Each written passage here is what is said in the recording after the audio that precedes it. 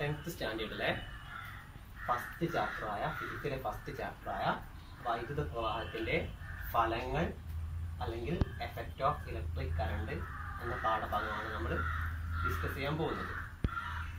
അപ്പോൾ ഈ പാഠഭാഗത്തിന്റെ പേര് കേട്ടാൽ തന്നെ അറിയാം, വൈദ്യുത പ്രവാഹത്തിന്റെ ഫലങ്ങളാണ്. അപ്പോൾ വൈദ്യുതി കാരണം ഉണ്ടാകുന്ന വ്യത്യസ്ത തരം ഫലങ്ങൾ, താപഫലം, പ്രകാശഫലം, യാന്ത്രിക ഫലം അല്ലെങ്കിൽ light effect, heat effect, mechanical effect, ഇതിനെക്കുറിച്ചാണ് നമ്മൾ പഠിക്കാൻ പോകുന്നത്. അപ്പം നമ്മൾ ആദ്യം തന്നെ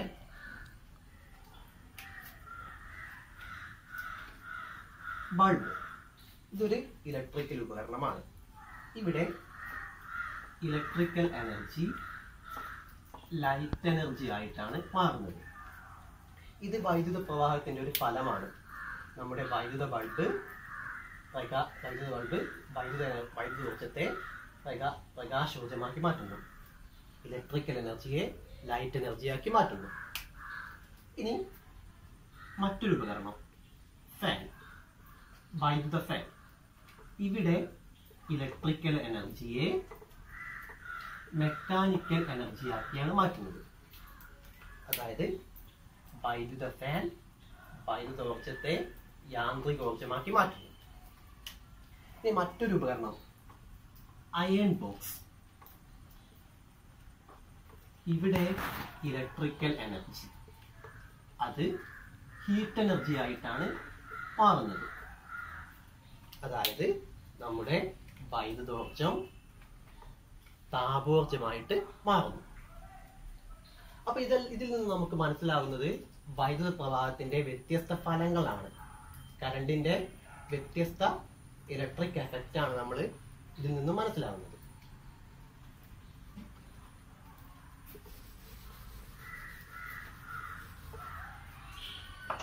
അപ്പൊ നമ്മൾ ഈ പാഠഭാഗത്തിൽ ആദ്യം തന്നെ പഠിക്കാൻ പോകുന്നത് വൈദ്യുതിയുടെ താപഫലത്തെ കുറിച്ചാണ്.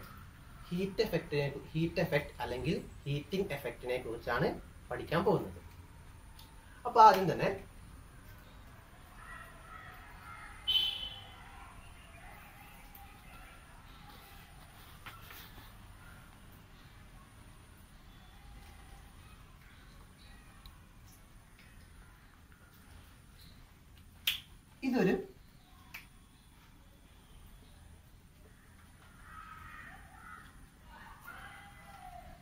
ഇതൊരു നിക്രോം കമ്പിയാണ്. ഇവിടെ നമ്മൾ ബാറ്ററി വെച്ചു, ഒരു സ്വിച്ച് വെച്ചു. സ്വിച്ച് ഓൺ ചെയ്യുമ്പോൾ ഈ നിക്രോം കമ്പി ചുട്ടുപഴുക്കും. ഓക്കെ, അതെങ്ങനെയാണ് നമുക്ക് നോക്കാം.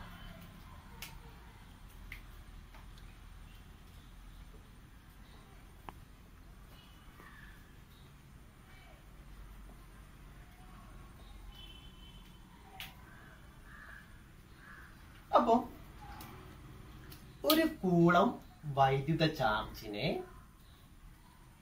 നമ്മൾ ഒരു ബിന്ദുവിൽ നിന്നും മറ്റൊരു ബിന്ദുവിലേക്ക് ചലിപ്പിക്കാൻ 1 ജൂൾ വർക്ക് അല്ലെങ്കിൽ പ്രവൃത്തി ചെയ്യുന്നുവെങ്കിൽ അവിടെ ഉണ്ടാകുന്ന പൊട്ടൻഷ്യൽ വ്യത്യാസം 1 വോൾട്ട് ആയിരിക്കും. അതായത് ഒരു കൂളം ചാർജ്, അതിനെ നമ്മൾ ഒരു ബിന്ദുവിൽ നിന്ന് മറ്റൊരു ബിന്ദുവിലേക്ക് എത്തിക്കാൻ വേണ്ടി ചെയ്യുന്ന വർക്ക്, അത് 1 ജൂൾ ആണെങ്കിൽ ആ 2 ബിന്ദുക്കൾക്കിടയിലെ പൊട്ടൻഷ്യൽ വ്യത്യാസം 1 വോൾട്ട് ആയിരിക്കും.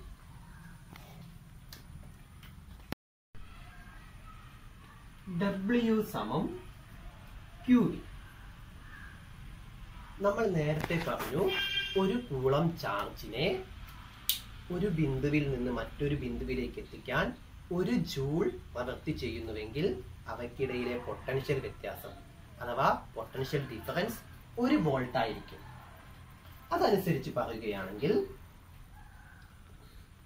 Q കൂളം ചാർജ്, അവിടെ ഉണ്ടാകുന്ന പൊട്ടൻഷ്യൽ വ്യത്യാസം V വോൾട്ട് ആണ്.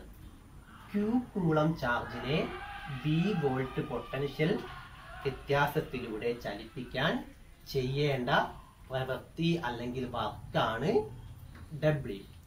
ഓക്കെ, ഒന്നുകൂടി പറയാം. Q കൂളം ചാർജ്, അതിനെ V വോൾട്ട് പൊട്ടൻഷ്യൽ വ്യത്യാസത്തിലൂടെ ചലിപ്പിക്കാൻ ചെയ്യേണ്ട വർക്കാണ് W. ഓക്കെ.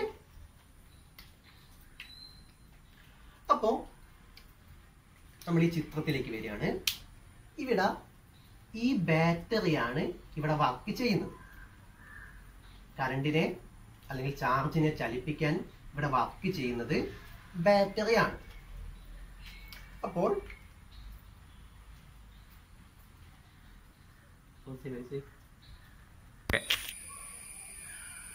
അപ്പം W സമം QV ആണെന്ന് നമുക്കറിയാം. അപ്പോൾ അതനുസരിച്ച് നമ്മുടെ ഇവിടെ ബാറ്ററിക്ക് ഒരു പവർ ഉണ്ട്. ബാറ്ററി ചാർജിനെ ഇതിലൂടെ സർക്യൂട്ടിലൂടെ ചലിപ്പിക്കുന്നു. അപ്പോൾ ബാറ്ററിക്ക് ഒരു പവർ ഉണ്ട്. ആ പവറിന്റെ ഇക്വേഷൻ P സമം W/T. പവർ P സമം W/T ആണെന്ന് നമുക്കറിയാം. പവർ P സമം W/T. പവറിന്റെ കോമൺ ആയ ഇക്വേഷൻ ആണ്. P = W/T. അപ്പോൾ നമ്മൾ തുടക്കം പറഞ്ഞു, ഇവിടെ W സമം QV ആണ്. അപ്പോൾ നമുക്കിവിടെ W ന് പകരം QV കൊടുക്കാം. QV/T ആണ്. ഓക്കെ.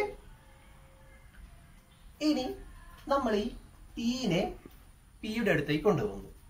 അപ്പോൾ പവർ ഇൻറ്റു T സമം QV എന്ന് ലഭിക്കുന്നു. ഓക്കെ. ഇനി അടുത്തതായി നമുക്കറിയാം ഇലക്ട്രിക് കറണ്ട് I.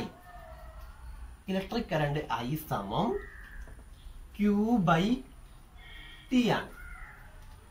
I സമം Q/T ആണ്. അപ്പോൾ T യെ ഇങ്ങോട്ട് കൊണ്ടുപോകുമ്പോൾ IT സമം Q ആണ്. എങ്കിൽ നമുക്കിവിടെ Qക്ക് പകരം IT കൊടുക്കാം. അപ്പോൾ PT സമം ITV എന്ന് ലഭിക്കുന്നു. നമുക്ക് അറിയാവുന്ന കാര്യമാണ് പവർ ഇൻറ്റു ടൈം. അതെന്താണ്?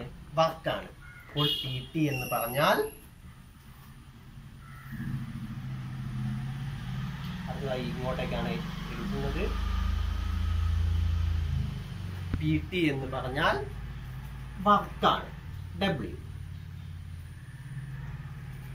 ഓക്കെ. ഈ W സമം നമുക്ക് എന്ത് എഴുതാം? ITV. അതൊരു സുഖമില്ല, അപ്പൊ നമുക്ക് മാറ്റി എഴുതാം IVT. ഓക്കെ. ITV എന്ന് പറയുന്നതും IVT എന്ന് പറയുന്നതും ഈക്വൽ ആണ്. അപ്പോൾ W സമം നമുക്ക് എന്ത് കിട്ടി? IVT കിട്ടി. അപ്പൊ നമ്മൾ ഈ ചിത്രത്തിലേക്ക് വരികയാണെങ്കിൽ ഇവിടെ ബാറ്ററി ചെയ്യുന്ന വർക്ക്, ആ വർക്കാണ് ഇവിടെ നിക്രോം കമ്പിയിൽ താപമായി രൂപപ്പെടുന്നത്. ഒരു നിക്രോം കമ്പിയെ നമ്മൾ ബാറ്ററിയുമായി ഘടിപ്പിക്കുമ്പോൾ അതിൽ താപം രൂപപ്പെടും. അപ്പോൾ ഈ ബാറ്ററി ചെയ്യുന്ന വർക്കാണ് ഇവിടെ താപമായി രൂപപ്പെടുന്നത്. അപ്പോൾ നമുക്ക് വർക്കിന് പകരം W ന് പകരം H കൊടുക്കാം. H = IVT എന്ന് പറയാം. H = IVT. ഓക്കെ.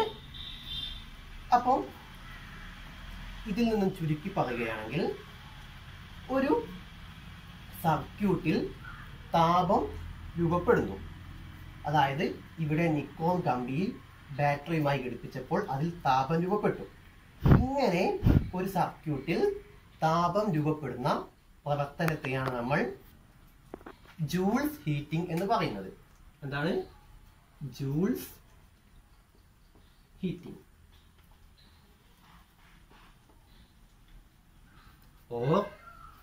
മറ്റൊരു പേര് കൂടിയുണ്ട്, ഓമിക് ഹീറ്റിംഗ്.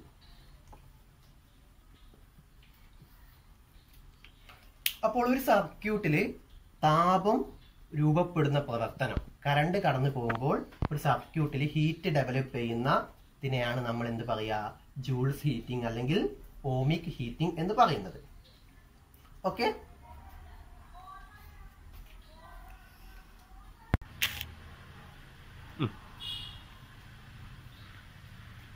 അപ്പൊ നമുക്കിവിടെ H is equal to IVT കിട്ടി. അപ്പൊ ഞാൻ ഒന്നും കൂടി പറയാം. അതായത് ഒരു നിക്രോം കമ്പി ഒരു ബാറ്ററിയുമായി ഘടിപ്പിച്ചപ്പോൾ അതിൽ താപം രൂപപ്പെട്ടു. അങ്ങനെ ഒരു സർക്യൂട്ടിലൂടെ വൈദ്യുതി കടന്നു പോകുമ്പോൾ അവിടെ താപം ഡെവലപ്പ് ചെയ്യുക അല്ലെങ്കിൽ രൂപപ്പെടുന്ന പ്രവർത്തനമാണ് ജൂൾസ് ഹീറ്റിംഗ് അല്ലെങ്കിൽ ഓമിക് ഹീറ്റിംഗ്. അത് നമ്മൾ ഇതേപോലെ ഡിറൈവ് ചെയ്ത് വന്നതാണ്.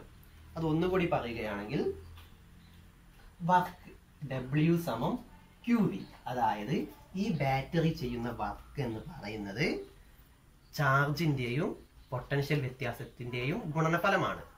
അതായത് Q എന്ന് പറഞ്ഞ ചാർജിനെ V പൊട്ടൻഷ്യൽ ഡിഫറൻസിലൂടെ കടത്തിവിടണമെങ്കിൽ ചെയ്യേണ്ട വർക്കാണ് W.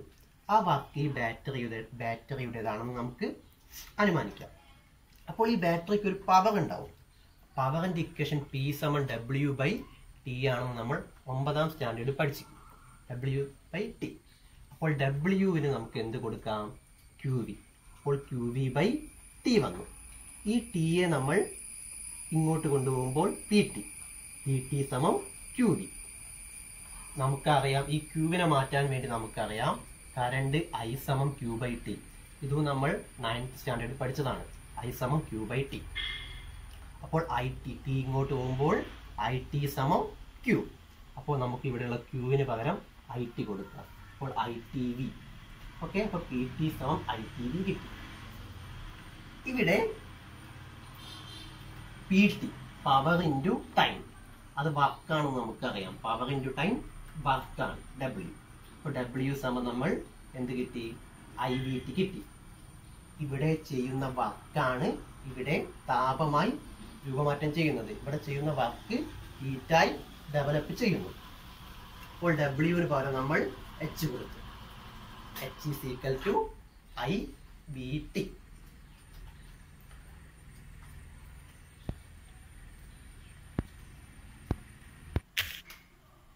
ഓക്കെ,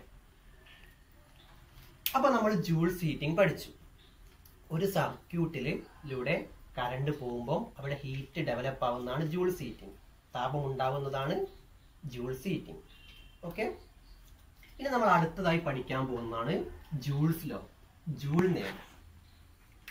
അപ്പൊ നമ്മൾ നേരത്തെ H is equal to IVT എന്ന് എഴുതി. ഓക്കെ, ഇവിടെ നമ്മൾ കുറച്ച് മാറ്റം വരുത്താൻ പോവാണ്. നമ്മളിവിടെ Vക്ക് പകരം V is equal to IR ആണെന്ന് നമുക്കറിയാം. നമ്മൾ 9th സ്റ്റാൻഡേർഡ് പഠിച്ചിട്ടുണ്ട്. V സമം IR എന്ത് നിയമമാണ്? ഓം നിയമമാണ്. V is equal to IR. അപ്പോൾ ഇവിടെ നമ്മൾ Vക്ക് പകരം എന്ത് കൊടുക്കുന്നു? Vക്ക് പകരം IR കൊടുക്കുന്നു. ഓക്കെ, അപ്പോൾ H is equal to I into I square ആവുന്നു. ബാക്കി RT. അപ്പോൾ നമുക്ക് H is equal to I square RT ലഭിച്ചു. H is equal to I square RT. അപ്പോൾ നമ്മളിവിടെ ചെയ്തത്, നമ്മൾ നേരത്തെ പറഞ്ഞു ഒരു സർക്യൂട്ടിൽ ഹീറ്റ് ഡെവലപ്പ് ആവുന്നതിനെ കുറിച്ച് പറഞ്ഞു. ആ ഹീറ്റിന്റെ ഇക്വേഷൻ നമ്മൾ ഉണ്ടാക്കിയപ്പോൾ H is equal to IVT എന്ന് ലഭിച്ചു. നമ്മൾ ഇവിടെ Vക്ക് പകരം IR, ഓം നിയമം അനുസരിച്ച് Vക്ക് പകരം IR കൊടുത്തു. അപ്പോൾ I into R, Vക്ക് പകരം I into R കൊടുത്തു. അങ്ങനെ I into I സ്ക്വയർ ബാക്കി RT. H is equal to I square RT ലഭിച്ചു. ഇതാണ് ജൂൾ നിയമത്തിന്റെ ഇക്വേഷൻ. ഓക്കെ, അപ്പൊ നമുക്ക് എന്ത് ചെയ്യാം? H താപം. ഈ താപത്തെ സ്വാധീനിക്കുന്ന ഘടകങ്ങളാണ് എന്തൊക്കെ? I കറണ്ട്, പിന്നെ എന്താണ്? R റെസിസ്റ്റൻസ്, പിന്നെ എന്താണ്? T time. ഓക്കെ, അപ്പോൾ താപത്തെ സ്വാധീനിക്കുന്ന ഘടകങ്ങളാണ് ഏതെല്ലാം? കറണ്ട്, പിന്നെ പ്രതിരോധം, അഥവാ റെസിസ്റ്റൻസ്, സമയം, ടൈം. അപ്പോൾ സർക്യൂട്ടിൽ ഉണ്ടാകുന്ന താപത്തെ സ്വാധീനിക്കുന്ന ഘടകങ്ങളാണ് കറണ്ട്, പ്രതിരോധം, സമയം. ഓക്കെ, അപ്പൊ നമ്മൾ ജൂൾ നിയമത്തിലേക്ക് വരാൻ പോവാണ്. ഈ ഇക്വേഷൻ നോക്കിക്കൊണ്ട് തന്നെ നമുക്ക് പറയാം. ഓക്കെ, ജൂൾ നിയമത്തിന്റെ H is equal to I square RT, അല്ലെങ്കിൽ നമുക്ക് H നേരനുപാതം, directly proportional I square RT എന്നും പറയാവുന്നതാണ്. ഓക്കെ, H സമം I square RT എന്നും പറയാം. H നേരനുപാതം, directly proportional to I square RT എന്ന് പറയാം. അപ്പോൾ നമ്മളിവിടെ ജൂൾ നിയമം ഡിഫൈൻ ചെയ്യാൻ പോവുകയാണ്. അപ്പോൾ ഒരു സർക്യൂട്ടിലൂടെ, അപ്പം നമ്മൾ ജൂൾ നിയമത്തിന്റെ ഇക്വേഷൻ പറഞ്ഞു. H is equal to I square RT, അല്ലെങ്കിൽ H directly proportional to I square RT. ഇനി നമ്മൾ അത് ഡിഫൈൻ ചെയ്യാൻ പോവാണ്. ജൂൾ നിയമം എന്താന്ന് പറയാൻ പോവാണ്. അപ്പൊ നമുക്ക് മലയാളത്തിൽ പറയുകയാണെങ്കിൽ, ഒരു ചാലകത്തിലൂടെ വൈദ്യുതി പ്രവഹിക്കുമ്പോൾ അവിടെ ഉണ്ടാകുന്ന താപം വൈദ്യുത പ്രവാഹത്തിന്റെ വർഗത്തിന്റെയും ചാലകത്തിന്റെ പ്രതിരോധത്തിന്റെയും വൈദ്യുതി പ്രവഹിക്കുന്ന സമയത്തിന്റെയും ഗുണനഫലത്തിന് നേരനുപാതത്തിലായിരിക്കും. ഓക്കെ, ഒന്നുകൂടി പറയുകയാണെങ്കിൽ, വൈദ്യുതി കടന്നു പോകുന്ന ഒരു ചാലകത്തിൽ ഉൽപ്പാദിപ്പിക്കപ്പെടുന്ന താപത്തിന്റെ അളവ്, അത് ചാലകത്തിലൂടെ ഒഴുകുന്ന കറണ്ടിന്റെ വർഗത്തിന്റെയും ചാലകത്തിന്റെ പ്രതിരോധത്തിന്റെയും കറണ്ട് കടന്നു പോകുന്ന സമയത്തിന്റെയും ഗുണനഫലത്തിന് നേർ അനുപാതത്തിലായിരിക്കും. ഇതാണ് ജൂൾ നിയമം. ഓക്കെ, ഇത് നമ്മൾ ഇംഗ്ലീഷിൽ പറയുകയാണെങ്കിൽ, the heat generated in a current carrying conductor is directly proportional to the product of square of current, resistance of conductor and time of flow of current. Okay, once more, the heat generated in a current carrying conductor is directly proportional to the square of current, resistance of conductor and time of flow of current. അതായത് ഇവിടെ ഉണ്ടാകുന്ന heat ഈ മൂന്നിന്റെയും പ്രൊഡക്റ്റിന് directly proportional ആയിരിക്കും. അതാണ് Joule's law. Okay, അപ്പൊ നമ്മൾ Joule's law പഠിച്ചു. H is equal to I square RT, അല്ലെങ്കിൽ H directly proportional to I square RT. അതാണ് നമ്മുടെ ജൂൾസ് ലോ. വൈദ്യുതി പ്രവഹിക്കുന്ന ഒരു ചാലകത്തിൽ ഉൽപ്പാദിപ്പിക്കപ്പെടുന്ന താപത്തിന്റെ അളവ് വൈദ്യുത പ്രവാഹ തീവ്രതയുടെ വർഗത്തിന്റെയും ചാലകത്തിന്റെ പ്രതിരോധത്തിന്റെയും വൈദ്യുതി കടന്നു പോകുന്ന സമയത്തിന്റെയും ഗുണനഫലത്തിന് നേർ അനുപാതത്തിലായിരിക്കും.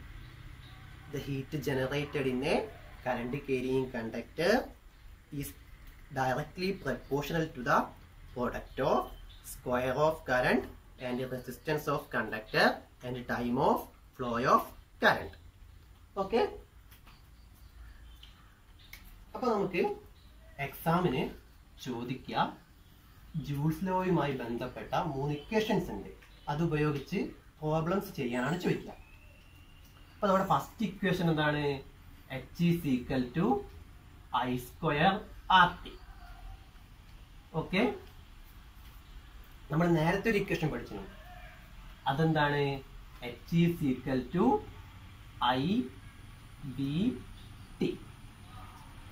ഓക്കെ, അപ്പൊ നമ്മൾ 2 ഇക്വേഷൻസ് പഠിച്ചു. ഒരു ഇക്വേഷൻ കൂടി ഉണ്ട്. നമുക്ക് എന്ത് ചെയ്യാം? ഇവിടെയുള്ള ഐക്ക് പകരം നമുക്ക്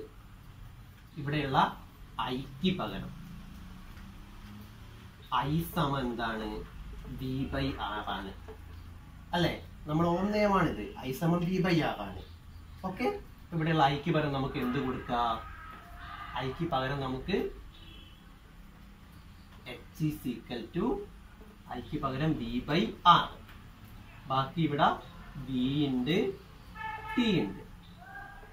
അപ്പോൾ H is equal to V into V എന്താണ്? V². ബാക്കി ആരുണ്ട്? T. V²T/R. അപ്പോൾ നമുക്ക് അടുത്ത ലഭിച്ച ഇക്വേഷൻ ആണ് H is equal to V²T/R. Okay, അപ്പൊ നമുക്ക് ചുരുക്കി പറയുകയാണെങ്കിൽ ഇവിടെ നമ്മളെ ഐക്ക് പകരം V/R കൊടുത്തു. ഓക്കെ, അപ്പോ V²T/R. Okay,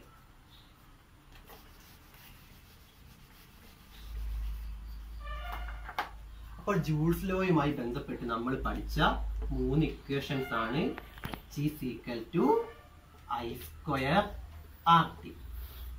I current, resistance, time. അടുത്ത ഇക്വേഷൻ ആണ് H is equal to IVT. അടുത്ത ഇക്വേഷൻ ആണ് H is equal to V²T/R. V voltage ആണ്. ഈ 3 ഇക്വേഷൻസ് ഉപയോഗിച്ച് നമുക്ക് എക്സാമിന് കണക്കുകൾ ചെയ്യാനുണ്ടാവും. ഇപ്പോൾ നമുക്ക് ഐയും ആറുമാണ് തരുന്നതെങ്കിൽ എന്ത് ഉപയോഗിക്കാം? I²RT ഉപയോഗിക്കാം. ഇനി വോൾട്ടേജും കറണ്ടും ആണെങ്കിൽ IVT ഉപയോഗിക്കാം. ഇനി വോൾട്ടേജും പ്രതിരോധം അഥവാ റെസിസ്റ്റൻസും ആണെങ്കിൽ V²T/R ഉപയോഗിക്കാം. ഓക്കെ,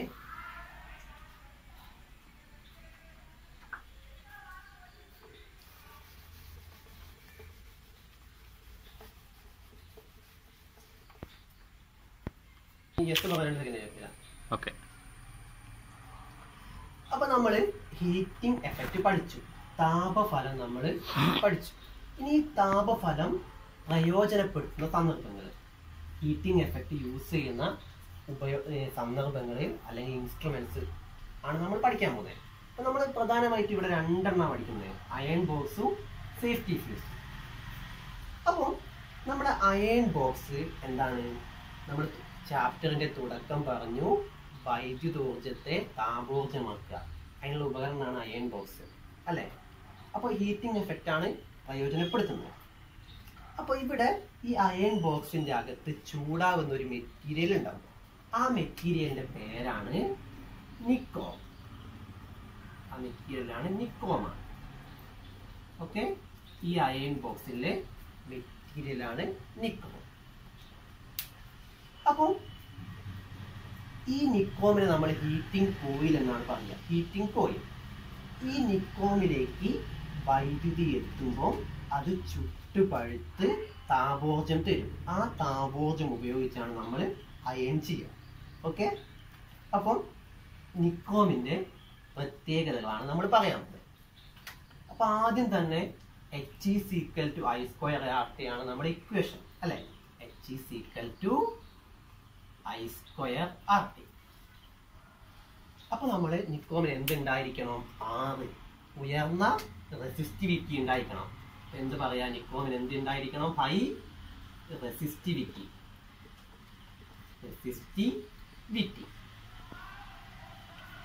റെസിസ്റ്റൻസ് തന്നെയാണ് നമ്മൾ ഇവിടെ റെസിസ്റ്റിവിറ്റി ആയിട്ട് പറയുന്നത്. റെസിസ്റ്റൻസും റെസിസ്റ്റിവിറ്റിയും തമ്മിലുള്ള വ്യത്യാസം നമ്മൾ 9th പഠിച്ചിട്ടുണ്ട്. റെസിസ്റ്റൻസ് കൂടുമ്പോൾ റെസിസ്റ്റിവിറ്റി അവിടെ കൂടും.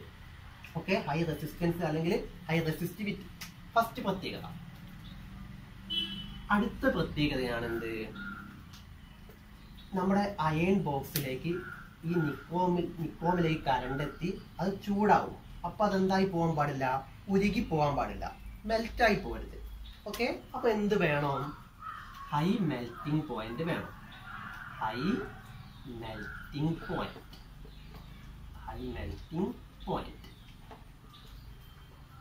ഓക്കെ, അടുത്തത് എന്ത് വേണം? ഹൈ മെൽറ്റിംഗ് പോയിന്റ് വേണം. മലയാളത്തിൽ പറയുകയാണ് എന്താണ്? ഉയർന്ന ദ്രവണാങ്കം വേണം. ഓക്കെ, അത് ഉരുകി പോകാൻ പാടില്ല, അതിനെ കൊണ്ട് ഉയർന്ന ദ്രവണം. ഇനി മൂന്നാമത്തത്, ഇത് മാത്രം മതിയോ? ഇതിന് എന്ത് സംഭവിക്കാൻ പാടില്ല? നിക്കോം എന്ന് പറഞ്ഞ മെറ്റീരിയലിന് എന്ത് സംഭവിക്കാൻ പാടില്ല? ഓക്സിഡേഷൻ സംഭവിച്ച് ഇല്ലാണ്ടായി പോകാൻ പാടില്ല. അതായത് ഓക്സീകരണം. നമ്മൾ കെമിസ്ട്രി പഠിച്ചിട്ടുണ്ട് ഓക്സീകരണം സംഭവിച്ച് അത് ഇല്ലാണ്ടായി പോകാൻ പാടില്ല. കൂടാതെ കൂടുതൽ സമയം എന്ത് ചെയ്യണം? ചൂട് നിലനിർത്തുകയും വേണം. അപ്പൊ എന്തായിരിക്കും പ്രത്യേകത പറയുക? Ability to remain red hot condition for long time without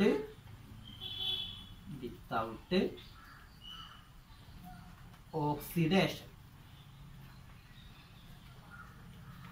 Okay, ability to remain red hot condition for long time without oxidation എന്ന് പറഞ്ഞാൽ എന്താണ്? ചുട്ടുപഴുത്ത അവസ്ഥയിൽ ഓക്സീകരണം സംഭവിക്കാതെ കുറെ നേരം നിൽക്കുവാനുള്ള കഴിവ്. ഇതാണ് നിക്കോമിന്റെ പ്രത്യേകത. ഓക്കെ, അപ്പം നിക്കോം എന്ന് പറയുന്ന അലോയിയാണ് നമ്മുടെ അയൺ ബോക്സിൽ ഹീറ്റിംഗ് കോയിൽ ചൂടാവുന്ന മെറ്റീരിയലായിട്ട് ഉപയോഗിക്കുക.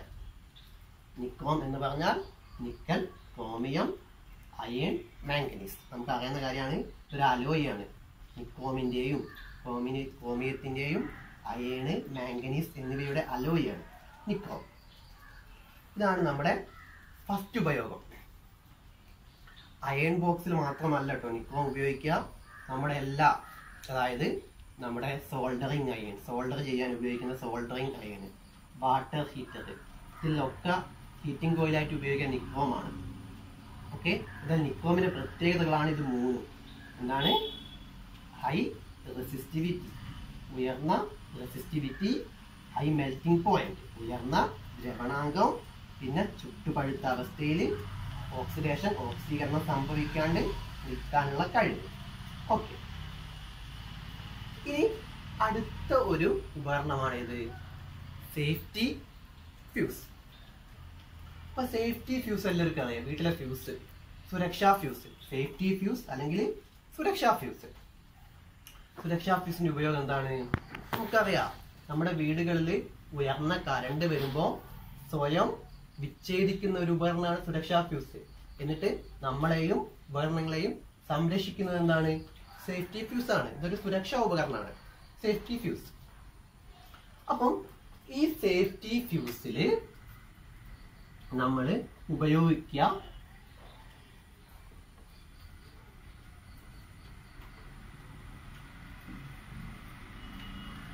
ടിന്നിന്റെയും ലെഡിന്റെയും ഒരു അലോയാണ്.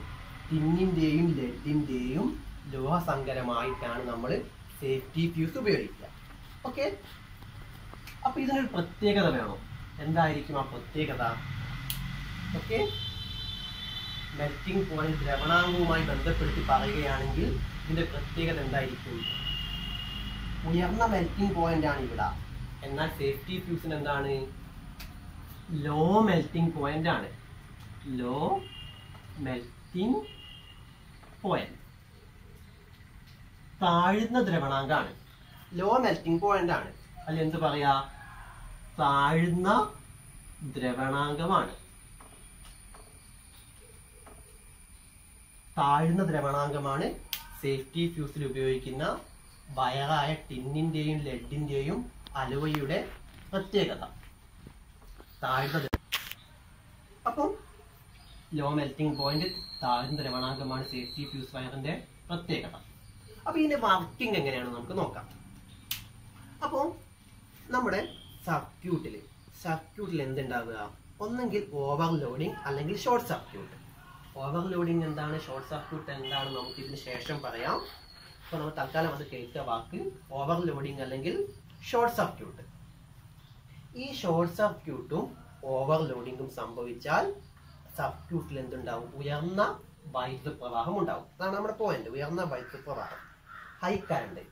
അപ്പോൾ ഈ ഹൈ കറണ്ട് കാരണം നമ്മുടെ ഇക്വേഷൻ എന്താണ്? ജൂൾസ് ലോന്റെ ഇക്വേഷൻ H=I²RT.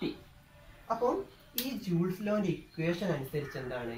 H=I²RT അനുസരിച്ച് കറണ്ട് വർദ്ധിക്കുമ്പം എന്ത് കൂടും? അവിടെ ഹീറ്റ് കൂടും. കാരണം കറണ്ടിന്റെ സ്ക്വയറാണ് ഇവിടെ എഫക്ട് ചെയ്യുന്നത്. കറണ്ട് വർദ്ധിക്കുമ്പം താപവും കൂടും. അപ്പൊ കറണ്ട് കൂടുമ്പം അവിടെ നല്ലോണം താപം കൂടും. അങ്ങനെ താപം കൂടുമ്പോൾ താഴുന്ന ദ്രവണാങ്കം പെട്ടെന്ന് ഉരുകുന്നത് ആയ ടിന്നും ലെഡിന്റെയും വയറെന്താവും, പൊട്ടി സർക്യൂട്ട് കട്ടാവും, വിച്ഛേദിക്കും. അങ്ങനെ നമ്മളെയും ഉപകരണങ്ങളെയും ആര് സംരക്ഷിക്കും? സേഫ്റ്റി ഫ്യൂസ് സംരക്ഷിക്കും. ഓക്കെ, അതായത് സർക്യൂട്ടില് ഉയർന്ന വൈദ്യുതി വരുമ്പോൾ അവിടെ ഉയർന്ന താപമുണ്ടാവുകയും അങ്ങനെ ദ്രവണാങ്കം മെൽറ്റിംഗ് പോയിന്റ് കുറഞ്ഞ ഫ്യൂസ് വയർ ഉരുകി സർക്യൂട്ട് കട്ടാവുകയും ചെയ്യുന്നു. ഇതാണ് സേഫ്റ്റി ഫ്യൂസിന്റെ വർക്കിംഗ്.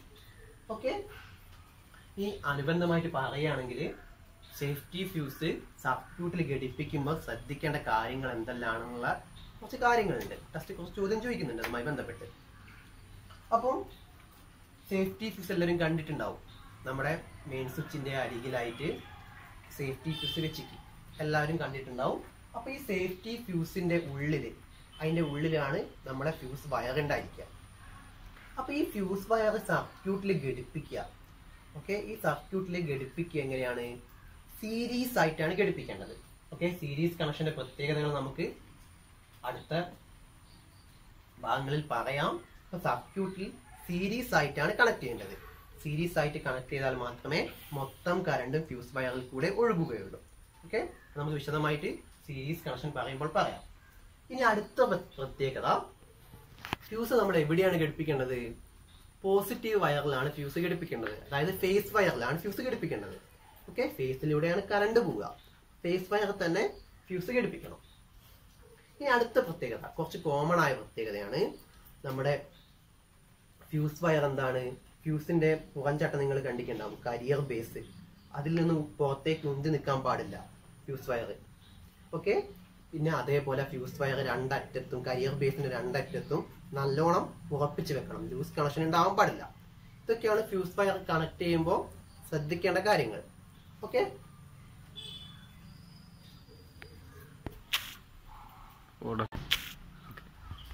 അപ്പൊ നമ്മള് സേഫ്റ്റി ഫ്യൂസ് പറഞ്ഞ കാര്യങ്ങളാണ് ഷോർട്ട് സർക്യൂട്ടും ഓവർലോഡിങ്ങും. അപ്പൊ ഇത് ടെസ്റ്റിൽ ചെറിയൊരു കാര്യമായിട്ടാണ് തന്നത്. ഒരു ബോക്സിലാണ് ഷോർട്ട് സർക്യൂട്ടും ഓവർലോഡിങ്ങും തന്നത്. എന്നാലും നമുക്ക് ഇതുമായി ബന്ധപ്പെട്ട ക്വസ്റ്റ്യൻസ് പ്രതീക്ഷിക്കാം. ക്വസ്റ്റ്യൻ പൂളിലും കാര്യങ്ങളിലൊക്കെ ഇതുമായി ബന്ധപ്പെട്ട ക്വസ്റ്റ്യൻസ് ഉണ്ടായിരുന്നു. അപ്പൊ നമ്മൾ ഷോർട്ട് സർക്യൂട്ടും ഓവർലോഡിങ്ങും നമ്മൾ വിശദമായി മനസ്സിലാക്കി പഠിക്കേണ്ട ഒരു കാര്യമാണ്. അപ്പൊ ഷോർട്ട് സർക്യൂട്ട് എന്ന് പറഞ്ഞാല് ഒരു സർക്യൂട്ടിലെ പോസിറ്റീവ് ടെർമിനലും നെഗറ്റീവ് ടെർമിനലും, അതായത് ഫേസും ന്യൂട്രലും, എ സി കറണ്ട് പറയുകയാണെങ്കിൽ ഫേസും ന്യൂട്രലും ആ തമ്മിൽ കോണ്ടാക്റ്റിൽ വരിക. പോസിറ്റീവ് നെഗറ്റീവ് തമ്മിൽ എന്താണ് കോണ്ടാക്റ്റിൽ വരിക. ഇടയിൽ എന്തുണ്ടാവാൻ പാടില്ല? പ്രതിരോധം അല്ലെങ്കിൽ റെസിസ്റ്റൻസ് ഉണ്ടാവാൻ പാടില്ല. അപ്പോൾ പോസിറ്റീവ് നെഗറ്റീവ് വയറ്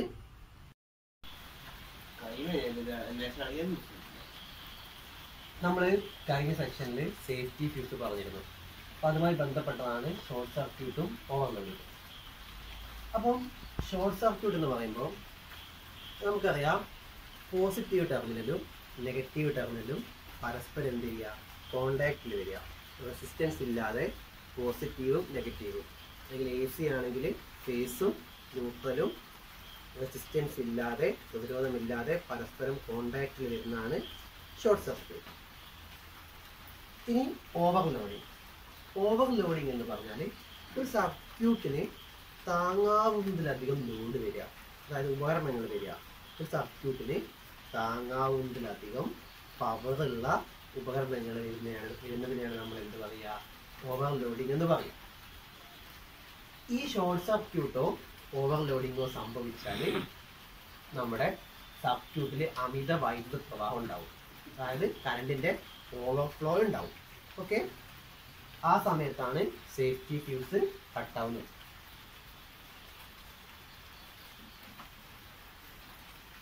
ഒന്നുകൂടി വിശദമായിട്ട് പറയുകയാണെങ്കിൽ, അതായത് ഒരു പോസിറ്റീവ് വയറും ഒരു നെഗറ്റീവ് വയറും, ഈ രണ്ട് വയറുകൾ പരസ്പരം കോണ്ടാക്റ്റിൽ വരിക. പോസിറ്റീവും നെഗറ്റീവും വയറുകൾ പരസ്പരം കോണ്ടാക്റ്റിൽ വരിക. എന്തില്ലാതെ? റെസിസ്റ്റൻസ് ഇല്ലാതെ കോണ്ടാക്റ്റിൽ വരുന്നതിനാണ് നമ്മൾ എന്ത് പറയുക, ഷോർട്ട് സർക്യൂട്ട് എന്ന് പറയുക. ഓക്കെ. ഇനി അതേപോലെ ഓവർലോഡിങ് എന്ന് പറഞ്ഞാൽ ഒരു സർക്യൂട്ടിന് ഒരു നിശ്ചിത അളവ് പവറുള്ള ഉപകരണങ്ങളെയാണ് താങ്ങാൻ പറ്റും. അതിൽ കൂടുതൽ പവറുള്ള ഉപകരണങ്ങൾ വന്നാൽ ആ സർക്യൂട്ടിൽ എന്താ ലോഡ് ഓവർ ആകുന്നു. അതിനെ നമ്മൾ ഓവർലോഡിങ് എന്ന് പറയാം. ഈ രണ്ട് സന്ദർഭങ്ങളിലും നമ്മുടെ ഫ്യൂസ് വയർ ഉരുകി കട്ടാവുന്നു. അടുത്തതായി നമ്മൾ പറയാൻ പോകുന്നത് ആംബിയറേജ് ആണ്. ആംബിയറേജ്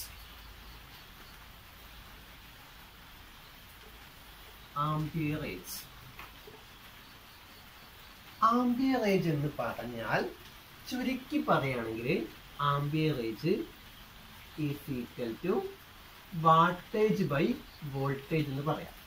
ആംബിയറേജ് നമുക്ക് വാട്ടേജ് ബൈ വോൾട്ടേജ് എന്ന് പറയാം. അതായത് വാട്ടേജ് എന്ന് പറഞ്ഞാൽ നമുക്കറിയാം പവറിന്റെ യൂണിറ്റ് ആണ് വാട്ട്. അപ്പം ഒരു സർക്യൂട്ടിലെ പവർ, അതാണ് വാട്ടേജ് എന്ന് ഉദ്ദേശിക്കുന്നത്. പവറും വോൾട്ടേജും തമ്മിലുള്ള അനുപാതത്തിനെയാണ് നമുക്ക് എന്ത് പറയാം, ആംബിയറേജ് എന്ന് പറയാം. അതായത് the ratio of power to the voltage is called amperage. അപ്പോൾ നമ്മുടെ വ്യത്യസ്ത ആംബിയറേജ് ഉള്ള വയറുകളിൽ നിന്ന് നമുക്ക് മാർക്കറ്റിൽ ലഭ്യമാണ്. അപ്പോൾ ഒരു സർക്യൂട്ടിലെ ആംബിയറേജ് കണക്കാക്കിയിട്ടാണ് നമ്മൾ ആ സർക്യൂട്ടിൽ ഏത് തരം വയറാണ് ഉപയോഗിക്കുക എന്ന് തീരുമാനിക്കുന്നത്.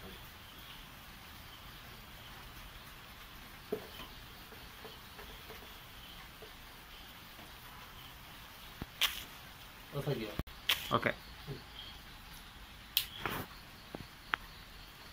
അയോ ഓക്കെ പറഞ്ഞു തുടങ്ങിക്കോ. അയ്യോ ഓക്കെ പറഞ്ഞില്ലേ. അപ്പൊ നമ്മള് ഒന്നുകൂടി നമ്മൾ അടുത്തതായി ഈ ചാപ്റ്ററിൽ പറയാൻ പോകുന്നത് സീരീസ് കണക്ഷനും പാരലൽ കണക്ഷനും, ശ്രേണി രീതിയും സമാന്തര രീതിയും. അപ്പോൾ ആദ്യം തന്നെ നമ്മൾ ശ്രേണി രീതിയാണ് പറയാൻ പോകുന്നത്. അപ്പം നമ്മൾ പ്രതിരോധങ്ങളെ റെസിസ്റ്റൻസിനെ ഇതേ രീതിയിൽ ഈ ശ്രേണി ആയിട്ട് ഇങ്ങനെ കണക്ട് ചെയ്യാം. അതായത് ഒരു എൻഡിൽ നിന്ന് അടുത്ത എൻഡിലേക്ക് കണക്ട് ചെയ്യുക. ഇതേപോലെ ശ്രേണി രീതിയിൽ ഒരു റെസിസ്റ്റൻസിന്റെ എൻഡിൽ നിന്ന് അടുത്ത റെസിസ്റ്റൻസിന്റെ എൻഡിലേക്ക് കണക്ട് ചെയ്യും. ഇതിനെയാണ് നമ്മൾ എന്ത് പറയുക, ശ്രേണി രീതി അഥവാ സീരീസ് കണക്ഷൻ എന്ന് പറയാം. എളുപ്പത്തിനായി നമ്മൾ ചിത്രം തന്നെ നോക്കിയാൽ ഇതൊരു ശ്രേണി പോലെയാണ് പോകുന്നത്. അതുകൊണ്ടല്ല ശ്രേണി രീതി എന്ന് പറയുന്നത്, എങ്കിൽ കൂടി എളുപ്പത്തിൽ നമുക്ക് ഒരു ശ്രേണിയുടെ ക്രമത്തിലാണ് ഇതുള്ളത്. അതായത് ഒരു റെസിസ്റ്റൻസിന്റെ ഒരു അഗ്രത്തിൽ നിന്ന് മറ്റേ റെസിസ്റ്റൻസിന്റെ അടുത്ത അഗ്രത്തിലേക്ക് കണക്ട് ചെയ്തുകൊണ്ടാണ് ഇത് പോകുന്നത്. ഇതാണ് സീരീസ് കണക്ഷൻ. അപ്പോൾ നമ്മൾ അടുത്ത നോക്കുക വെച്ചാൽ പാരലൽ കണക്ഷൻ നോക്കുക വെച്ചാൽ ഇവിടെ ഇത് രണ്ടും കണക്ട് ചെയ്തിരിക്കുന്നത് രണ്ടിന്റെയും ഒരേ എൻഡുകൾ തമ്മിൽ കണക്ട് ചെയ്യുന്നു. അടുത്ത ഭാഗത്തും രണ്ടിന്റെ ഒരേ എൻഡുകൾ തമ്മിൽ കണക്ട് ചെയ്യുന്നു. ഇത് നമ്മൾ ഹിസ്റ്റോറിക്കലി നോക്കുക വെച്ചാൽ ഒരു സമാന്തരമായിട്ടാണ്, പാരലായിട്ടാണ് ഉള്ളത് അല്ലെ. ഇത് പാരലൽ കണക്ഷൻ ആണ്. ഈ രണ്ട് കണക്ഷൻസിന്റെയും പ്രത്യേകതകളാണ് നമ്മൾ പറയാൻ പോകുന്നത്. അപ്പൊ നമുക്ക് ആദ്യം തന്നെ ഇതില് പ്രതിരോധത്തിനെ കുറിച്ച് പറയാം. ശ്രേണി രീതിയില് ആകെ പ്രതിരോധം കൂടുതലായിരിക്കും. സഫല പ്രതിരോധം ശ്രേണി രീതിയിലെ സഫല പ്രതിരോധം കൂടുന്നു. അതായത് ടോട്ടൽ റെസിസ്റ്റൻസ് കൂടുതലായിരിക്കും. അപ്പൊ നമുക്കത് ഡിറൈവ് ചെയ്യാം. ശ്രേണി രീതിയിൽ ഓരോ റെസിസ്റ്റൻസിന് കിട്ടുന്ന വോൾട്ടേജും എന്തായിരിക്കും, ഡിഫറൻ്റ് ആയിരിക്കും. R1ന്റെ വോൾട്ടേജ് V1ഉം R2ന്റെ V2. ഓക്കെ. അപ്പോൾ നമുക്ക് total voltage V1 plus V2 എന്ന് എഴുതാം. രണ്ട് സ്ഥലത്തും ലഭിക്കുന്ന വോൾട്ടേജ് വ്യത്യസ്തമാണ്. അതുകൊണ്ട് total voltage V is equal to V1 plus V2 ആണ്. അപ്പൊ നമുക്ക് ഇവിടെ വോൾട്ടേജ് എന്ന് പറഞ്ഞാൽ ഓംസ് ലോ അനുസരിച്ച് I/R ആണ്. Current into resistance IR is equal to ഇവിടെ ഉണ്ടാവുന്ന കറണ്ട് I. അതെന്താണ്, ഈക്വൽ ആയിരിക്കും, സെയിം ആയിരിക്കും കറണ്ട്. കാരണം കറണ്ടിന് പോകാൻ ഇവിടെ ഒരു പാത്തേ ഉള്ളൂ, അത് കറണ്ട് സെയിം ആയിരിക്കും. അപ്പം ടോട്ടൽ റെസിസ്റ്റൻസ് ഇവിടെ ആറാണ്, ഇതാണ് ടോട്ടൽ വോൾട്ടേജ്, അതുകൊണ്ട് ടോട്ടൽ റെസിസ്റ്റൻസ് ഇവിടെ ആറാണ്. നമ്മൾ V = IR എന്ന് എഴുതി. ഇനി V1 പകരം കറണ്ട് സെയിം ആണ്, അതുകൊണ്ട് I തന്നെ എഴുതി. V1 അടുത്തുള്ള വോൾട്ടേജ് V1 അടുത്തുള്ള റെസിസ്റ്റൻസ് R1 ആണ്. അപ്പൊ I × R1 എന്ന് എഴുതി.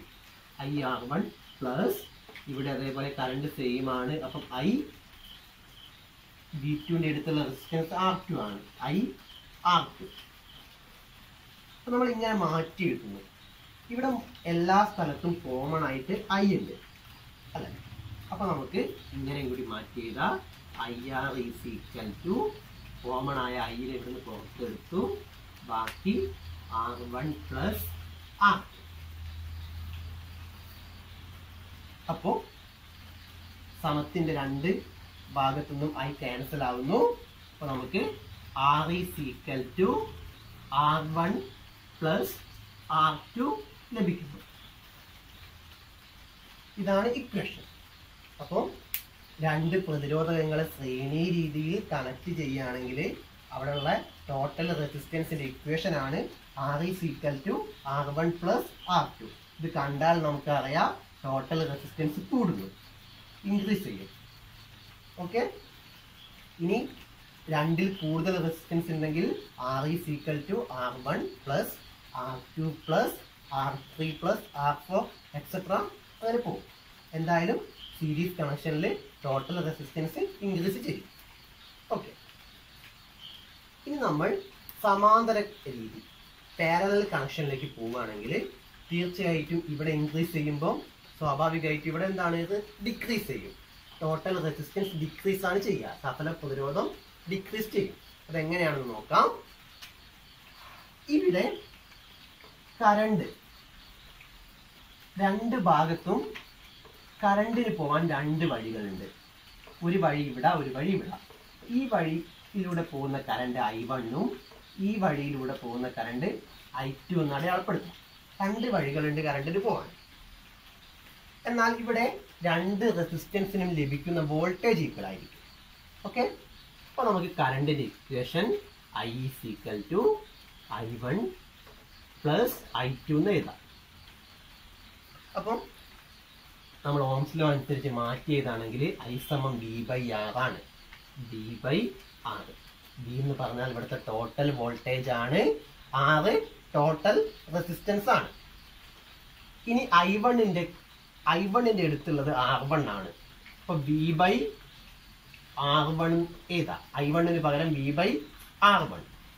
കാരണം I1 കടന്നു പോകുന്നത് R1 കൂടെയാണ്, വോൾട്ടേജ് സെയിം ആണ്. ഓക്കെ, പ്ലസ് വോൾട്ടേജ് സെയിം ആയതുകൊണ്ട് I2 കടന്നു പോകുന്നത് R2 കൂടിയാണ്, V/R2. അപ്പോൾ ഇവിടെ നമ്മൾ V നെ പുറത്തെടുക്കുകയാണെങ്കിൽ V/R = നമ്മൾ V യെ പുറത്തെടുത്തു. V യെ പുറത്തെടുക്കുമ്പോൾ ഇവിടെ V പോയാൽ 1 ഉണ്ടാവും, 1/R1. കാരണം V പോയ ഗ്യാപ്പിൽ ഇവിടെ 1 ഉണ്ട്, അപ്പൊ 1/R1 ആണ്. പ്ലസ് ഇവിടെ V പോയ ഗ്യാപ്പിൽ 1 ഉണ്ട്, അപ്പൊ 1/R2. ഓക്കെ, അപ്പൊ ഈ രണ്ട് ഭാഗത്തും എന്തുണ്ട്, V ഉണ്ട്. അപ്പൊ V നെ നമുക്ക് ക്യാൻസൽ ചെയ്യാം. ഓക്കെ, അപ്പൊ ഇവിടെ V ക്യാൻസൽ ചെയ്തു. ഓക്കെ, ഇനി നമുക്ക് V ക്യാൻസൽ ആയാൽ എന്ത് ചെയ്താ, V പോയ ഭാഗത്ത് 1, 1/R = ഇവിടെ 1/R1 + 1/R1 + 1/R2. അപ്പൊ നമുക്കിവിടെ total resistance 1/R = 1/R1 + 1/R2. അപ്പൊ ഇത് കണ്ടാൽ അറിയാം നമുക്ക് ഇവിടെ ടോട്ടൽ റെസിസ്റ്റൻസ് എന്താണ്, ഡിക്രീസ് ചെയ്യാണ് ചെയ്യുന്നത്. സഫല പ്രതിരോധം കുറയുന്നു. സഫല പ്രതിരോധം 1/R = 1/R1 + 1/R2. രണ്ടിൽ കൂടുതൽ റെസിസ്റ്റൻസ് ഉണ്ടെങ്കിൽ 1/R = 1/R1 + 1/R2 + 1/R3 + 1/R4 etcetera. അപ്പൊ നമ്മളിവിടെ പ്രോബ്ലം ചെയ്യാൻ വേണ്ടി ഇതിനെ നമുക്ക് മാറ്റി എഴുതാം. അത് R is equal to, ഇതൊരു ഭിന്നസംഖ്യയാണ്.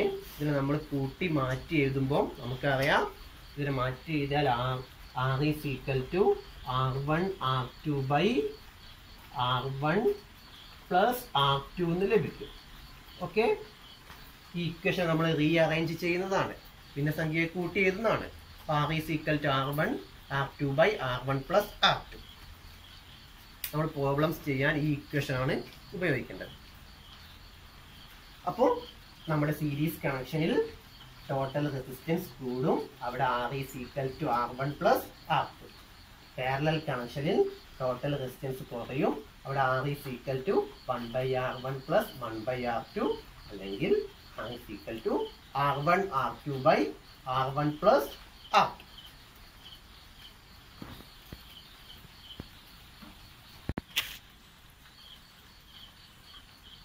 നമ്മൾ നേരത്തെ സീരീസ് കണക്ഷൻ്റെയും പാരലൽ കണക്ഷൻ്റെയും റെസിസ്റ്റൻസുകൾ താരതമ്യം ചെയ്തു. ഇനി നമ്മൾ ഈ രണ്ട് കണക്ഷൻ്റെയും പ്രത്യേകതകളാണ് പറയാൻ പോകുന്നത്, രണ്ട് കണക്ഷൻ്റെയും പ്രത്യേകതകൾ. അപ്പോൾ സീരീസ് കണക്ഷനിൽ നോക്കാം, കറണ്ടിൻ്റെ കാര്യം നമുക്ക് ആദ്യം പറയാം. ഓക്കെ, അപ്പോൾ കറണ്ടിൻ്റെ കാര്യം എടുക്കുകയാണെങ്കിൽ ഇവിടെ കറണ്ട് തുല്യമായിരിക്കും. സീരീസ് കണക്ഷനിലെ ടോട്ടൽ കറണ്ട് ഈക്വൽ ആയിരിക്കും, ആകെ കറണ്ട് തുല്യമായിരിക്കും. അതായത് എല്ലാ റെസിസ്റ്റൻസിലൂടെയും ഒരേ കറണ്ടാണ് ഇവിടെ ഒഴുകുക. അപ്പം അത് എളുപ്പത്തിന് വേണ്ടി നോക്കാം. നമുക്കറിയാം കറണ്ട്, നമ്മൾ 9ാം ക്ലാസ് പഠിച്ചിട്ടുണ്ട്, കറണ്ട് എന്ന് പറഞ്ഞാൽ ഇലക്ട്രോണിന്റെ ഒഴുക്കാണ്, ചാർജിന്റെ ഒഴുക്കാണ് കറണ്ട്. അപ്പോൾ നമ്മൾ ഒരു ഉദാഹരണം നോക്കുകയാണെങ്കിൽ 3 ആളുകൾ ഇവിടെ നിൽക്കുന്നു. അപ്പോൾ ഈ 3 ആളുകൾക്കും പോകാൻ ഇവിടെ ഒരു വഴിയേ ഉള്ളൂ. അപ്പോൾ ഈ 3 ആളുകളും ഒരേ വഴിയിലൂടെ പോയിട്ടാണ് ഇപ്പോൾ എത്തുക, ഒരു വഴി മാത്രമേ ഇവിടെ ഉള്ളൂ. അപ്പം ഈ 3 ആളുകളും ഒരേ വഴിയിലൂടെ പോയി ഇപ്പോൾ എത്തി, അതായത് ഇവിടുന്ന് പോകുന്ന ആള് ഇവിടെ എത്തി. അപ്പോൾ ഇവരെ നമ്മൾ ഇലക്ട്രോണുകൾ ആയി സങ്കല്പിക്കുക, അല്ലെങ്കിൽ കറണ്ടായി സങ്കല്പിക്കുക. അങ്ങനെ നോക്കുകയാണെങ്കിൽ ഈ രണ്ട് ഭാഗത്തെയും കറണ്ട് തുല്യമാണ്, ഒരേ ആൾക്കാർ തന്നെയാണ് ഇതിലൂടെ പോകുന്നത്. അപ്പോൾ ഈ സീരീസ് കണക്ഷനിലെ കറണ്ട് തുല്യമാണ്. കറണ്ടിന് പോവാൻ ഇവിടെ ഒരൊറ്റ വഴിയേ ഉള്ളൂ. കറണ്ടിന് പോവാൻ ഇവിടെ ഈ ഒരു വഴി കൂടെ മാത്രമേ കറണ്ട് പോവുള്ളൂ. അപ്പോൾ ഇവിടെയുള്ള കറണ്ട് എന്താണ്, എല്ലാ റെസിസ്റ്റൻസിലൂടെയും പോകുന്ന കറണ്ട് ഈക്വൽ ആയിരിക്കും. ഓക്കെ, നമ്മൾ ഡെമോൺസ്ട്രേഷൻ കാണിച്ചത് 3 ആൾ ഇവിടുന്ന് പോകുന്ന 3 ആൾക്കാരും ഇപ്പോൾ എത്തുന്നുണ്ട്, ഇവിടുന്ന് തുടങ്ങിയ ആൾക്കാർ ഇപ്പോൾ എത്തുന്നു. അതുപോലെ ഇവിടുത്തെ കറണ്ട് ഇതിലൂടെ സഞ്ചരിച്ച് ഇപ്പോൾ എത്തുന്നുണ്ട്. അപ്പം ഓരോ റെസിസ്റ്റൻസിനും ലഭിക്കുന്ന കറണ്ട് ഈക്വൽ ആയിരിക്കും. ഓക്കെ, ഇനി നമ്മൾ സമാന്തരത്തിൽ പോവുകയാണ്. പാരലൽ കണക്ഷനിൽ പോവുകയാണെങ്കിൽ ഇവിടെ കറണ്ട് ഈക്വൽ ആണ് ആയതുകൊണ്ട് തന്നെ നമുക്കറിയാം എന്തായിരിക്കും, ഇവിടെ കറണ്ട് ഡിഫറൻ്റ് ആയിരിക്കും. ഓരോ റെസിസ്റ്റൻസിലൂടെയും കടന്നു പോകുന്ന കറണ്ട് പാരലൽ കണക്ഷനിൽ ഡിഫറൻ്റ് ആയിരിക്കും. അപ്പോൾ നമുക്ക് നോക്കാം, സ്റ്റാർട്ടിംഗ് പോയിന്റിൽ 3 ആൾ നിൽക്കുന്നു കറണ്ടായിട്ട്, ഇവിടെയും 3 ആൾ നിൽക്കുന്നു. ഡെമോൺസ്ട്രേഷന് വേണ്ടി ഇവിടെയും 3 ആൾ, ഇവിടെയും 3 ആൾ. ഇവിടെ പോകാൻ 3 വഴികളുണ്ട്. ഒരാൾ ഈ വഴിക്കും, ഒരാൾ ഈ വഴിക്കും, ഒരാൾ ഈ വഴിക്കും പോകുന്നു. പക്ഷെ ഡെസ്റ്റിനേഷനിൽ 3 ആൾ എത്തുകയും ചെയ്യുന്നുണ്ട്. അപ്പോൾ ഈ 3 ഭാഗത്തും 3 റെസിസ്റ്റൻസ് വെക്കുക. അപ്പോൾ 3 റെസിസ്റ്റൻസ് ഉണ്ടെന്ന് സങ്കല്പിക്കുക. അപ്പോൾ ഓരോ റെസിസ്റ്റൻസിലൂടെ ഒഴുകുന്ന കറണ്ട് എന്തായിരിക്കും, ഡിഫറൻ്റ് ആയിരിക്കും. ഈ റെസിസ്റ്റൻസിലൂടെയും ഈ റെസിസ്റ്റൻസിലൂടെയും ഈ റെസിസ്റ്റൻസിലൂടെയും ഒഴുകുന്ന കറണ്ട് ഡിഫറൻ്റ് ആയിരിക്കും. ഈ ചിത്രം നോക്കുകയാണെങ്കിൽ ഇവിടെ നിന്ന് നമ്മൾ കറണ്ട് വരികയാണ്. കറണ്ട് വന്നിട്ട് ഈ വഴിക്ക് കറണ്ട് കുറച്ചൊഴുകും, ഈ വഴിക്ക് കുറച്ചൊഴുകും, ഈ വഴിക്കും കുറച്ചൊഴുകും. അപ്പോൾ 3 പ്രതിരോധത്തിലൂടെ ഒഴുകുന്ന കറണ്ട് എന്താണ്, വ്യത്യാസമാണ്. ഇനി പ്രതിരോധത്തിന്റെ അളവനുസരിച്ച്, വാല്യൂ അനുസരിച്ച് കൂടുതൽ കറണ്ട് ഓരോന്നിലും ഒഴുകും. 3 പ്രതിരോധം തുല്യമാണെങ്കിൽ 3ലൂടെയും ഒരേ അളവിൽ കറണ്ട് ഭാഗിച്ചാണ് ഒഴുകുക. ഇനി ഏതെങ്കിലും പ്രതിരോധം കൂടുതലാണെങ്കിൽ അതിലൂടെ കൂടുതൽ ഒഴുകും. അപ്പൊ നമ്മൾ ചുരുക്കി പറയുകയാണെങ്കിൽ സീരീസ് കണക്ഷനിലെ ടോട്ടൽ കറണ്ട് എന്താണ്, ടോട്ടൽ കറണ്ട് ഈക്വൽ ആണ്. ഇവിടെ ടോട്ടൽ കറണ്ട് ഓരോ റെസിസ്റ്റൻസിലും ഭാഗിച്ചു പോകുന്നു. ഓക്കെ, ഇനി അടുത്തത് വോൾട്ടേജ്. നമ്മൾ വോൾട്ടേജിന്റെ കാര്യം പറയുകയാണെങ്കിൽ നമ്മുടെ സീരീസ് കണക്ഷനിൽ കറണ്ട് ഈക്വൽ ആണ്, അതുകൊണ്ട് വോൾട്ടേജ് ഡിഫറൻ്റ് ആയിരിക്കും. അതായത് 3 റെസിസ്റ്റൻസും വ്യത്യസ്ത എൻഡാണ് കോണ്ടാക്റ്റിൽ വരിക. അതായത് നമ്മളെ സ്രോതസ്സുമായിട്ട് ഒരേ രീതിയിലല്ല കണക്ഷൻ വരിക. ഒന്നിന്റെ ഒരു അഗ്രത്ത് നിന്നും അടുത്തതിന്റെ മറ്റേ അഗ്രത്തും അതിൽ നിന്ന് അടുത്ത റെസിസ്റ്റൻസിന്റെ മറ്റേ അഗ്രത്തും എന്ന രീതിയിലാണ് സീരീസ് കണക്ഷൻ. അതുകൊണ്ട് തന്നെ ഇവിടെ വരുന്ന ടോട്ടൽ റെസിസ്റ്റൻസ് പാർട്ടായി ഓരോന്നിനും ടോട്ടൽ റെസിസ്റ്റൻസ് അല്ല, ടോട്ടൽ വോൾട്ടേജ് ഓരോ റെസിസ്റ്റൻസിലും ഭാഗിച്ച് പോകുന്നു. അത് പ്രതിരോധത്തിന്റെ മൂല്യത്തിനനുസരിച്ച് വ്യത്യാസപ്പെടുന്നു. ഇനി പാരലൽ കണക്ഷൻ ഉപയോഗിക്കുകയാണെങ്കിൽ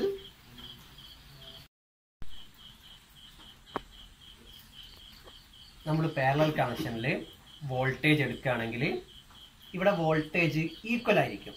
നമ്മൾ കറണ്ട് എടുത്തപ്പോൾ ഡിഫറൻറ്റ് എന്ന് കണ്ടു, വോൾട്ടേജ് ഇവിടെ ഈക്വൽ ആണ്. അപ്പം വിശദമായിട്ട് നോക്കുകയാണെങ്കിൽ ഈ രണ്ട് എൻഡുകൾ R2 എത്തുന്നുണ്ട്. അതേപോലെ തന്നെ ഈ രണ്ട് എൻഡുകൾ പോയി R3 എത്തുന്നുണ്ട്. അതേപോലെ ഈ രണ്ട് എൻഡുകൾ തന്നെ നേരെ പോയി R1 എത്തുന്നുണ്ട്. ഈ വോൾട്ടേജ് സോഴ്സിന്റെ രണ്ട് എൻഡുകൾ നേരിട്ട് റെസിസ്റ്റൻസുകളിൽ എത്തുന്നുണ്ട്. അതുകൊണ്ട് തന്നെ ഇതിന് കിട്ടുന്ന പൊട്ടൻഷ്യൽ ഡിഫറൻസ് ഈക്വൽ ആയിരിക്കും. അതായത് വോൾട്ടേജ് എന്താണ്, മൂന്നിലും വോൾട്ടേജ് ഈക്വൽ ആണ്. അപ്പോൾ പാരലൽ കണക്ഷനിൽ മൂന്നിലും വോൾട്ടേജ് ഈക്വൽ ആണ്. അപ്പം നമ്മൾ പറഞ്ഞു കറണ്ട് സീരീസ് കണക്ഷനിലെ കറണ്ട് ഈക്വൽ ആണ്, എന്നാൽ പാരലൽ കണക്ഷനിലെ കറണ്ട് ഓരോ റെസിസ്റ്റൻസിലും ഡിഫറൻ്റ് ആണ്. വോൾട്ടേജിന്റെ കാര്യത്തിൽ സീരീസ് കണക്ഷനിൽ ഓരോ റെസിസ്റ്റൻസിലെയും വോൾട്ടേജ് വ്യത്യസ്തമാണ്, എന്നാൽ പാരലൽ കണക്ഷനിലെ വോൾട്ടേജ് ഈക്വൽ ആണ്. ഓക്കെ, ഇനി നമ്മൾ അടുത്ത കാര്യം പറയാൻ പോകുന്നത്, നമ്മുടെ ടെസ്റ്റ് പറയുന്നുണ്ട് സ്വിച്ച് ഉപയോഗിച്ച് കൺട്രോൾ ചെയ്യുന്ന കാര്യം. അത് നമുക്കൊന്ന് വിശദമായിട്ട് പറയാം. അപ്പോൾ നമ്മൾ സീരീസ് കണക്ഷനിൽ ഒരു സ്വിച്ച് ഉപയോഗിച്ച് ഒരു ബൾബിനെ കൺട്രോൾ ചെയ്യാൻ സാധിക്കില്ല എന്നാണ് പറയുന്നത്. അപ്പോൾ നമ്മൾ നോക്കുകയാണെങ്കിൽ നമ്മൾ ഈ S1 സ്വിച്ച് ഓൺ ചെയ്തു. ഓക്കെ, അപ്പോൾ നമുക്കിവിടെ റെസിസ്റ്റൻസിന് പകരം ബൾബ് ഉപയോഗിക്കാം. ബൾബും ഒരു റെസിസ്റ്റൻസ് ആണ്, ബൾബിന് റെസിസ്റ്റൻസ് ഉണ്ട്.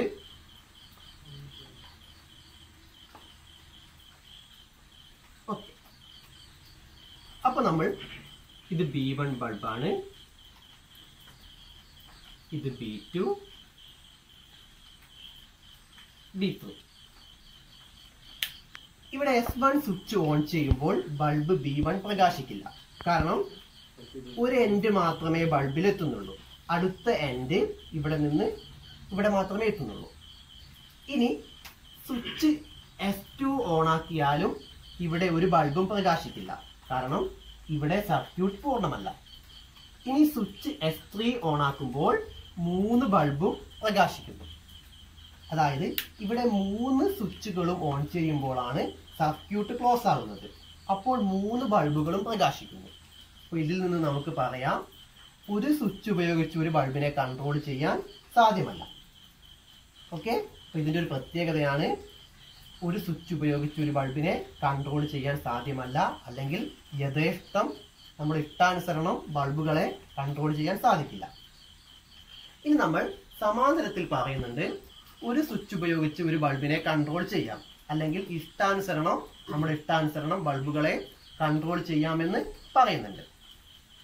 അപ്പോൾ നമ്മൾ നോക്കുകയാണെങ്കിൽ ഈ റെസിസ്റ്റൻസിൽ നമ്മൾ ബൾബായി തന്നെ സങ്കല്പിക്കുക. സ്വിച്ച് S1 ഓൺ ചെയ്യുമ്പോൾ ഇവിടെ നിന്ന് വരുന്ന കറണ്ട് ഇവിടെ എത്തുന്നു. അതായത് ഒരു എൻഡ് ഇവിടെ കിട്ടുന്നു, അടുത്ത എൻഡും ഇവിടെ കിട്ടുന്നു. അങ്ങനെ ഈ റെസിസ്റ്റൻസ് വർക്ക് ചെയ്യുന്നു. സ്വിച്ച് S2 ഓൺ ചെയ്യുമ്പോൾ വോൾട്ടേജ് ഈ രണ്ട് എൻഡുകളും ഇവിടെ കിട്ടുന്നു. സ്വിച്ച് S3 ഓൺ ചെയ്യുമ്പോൾ ഈ രണ്ട് എൻഡുകളും ഇവിടെ കിട്ടുന്നു. അപ്പോൾ ഒരു സ്വിച്ച് ഉപയോഗിക്കുമ്പോൾ ഒരു ബൾബിനെ കൺട്രോൾ ചെയ്യാൻ സാധിക്കുന്നു. അപ്പോൾ നമുക്ക് പറയാം യഥേഷ്ടം കൺട്രോൾ ചെയ്യാൻ സാധിക്കും. ഒരു സ്വിച്ച് ഉപയോഗിച്ച് ഓരോ ബൾബിനെയും കൺട്രോൾ ചെയ്യാൻ സാധിക്കുന്നുണ്ട്. അപ്പോൾ ഇതെല്ലാമാണ് നമ്മുടെ സീരീസ് കണക്ഷന്റെയും പാരലൽ കണക്ഷന്റെയും പ്രത്യേകത. നമ്മൾ തൊട്ട് മുന്നേ പഠിച്ചു റെസിസ്റ്റൻസിന്റെ കാര്യം കൂടി ഇവിടെ പറയുന്നുണ്ട്. ഇവിടെയുള്ള ടോട്ടൽ റെസിസ്റ്റൻസ് ഇൻക്രീസ് ചെയ്യും, R = R1 + R2. ഇവിടെയുള്ള ടോട്ടൽ റെസിസ്റ്റൻസ് ഡിക്രീസ് ആണ് ചെയ്യുന്നത്. R is equal to 1 by R is equal to 1 by R1 plus 1 by R. അപ്പൊ ഇത്രയും കാര്യങ്ങളാണ് സീരീസ് പാരലൽ കണക്ഷനിൽ പഠിക്കാനുള്ളത്.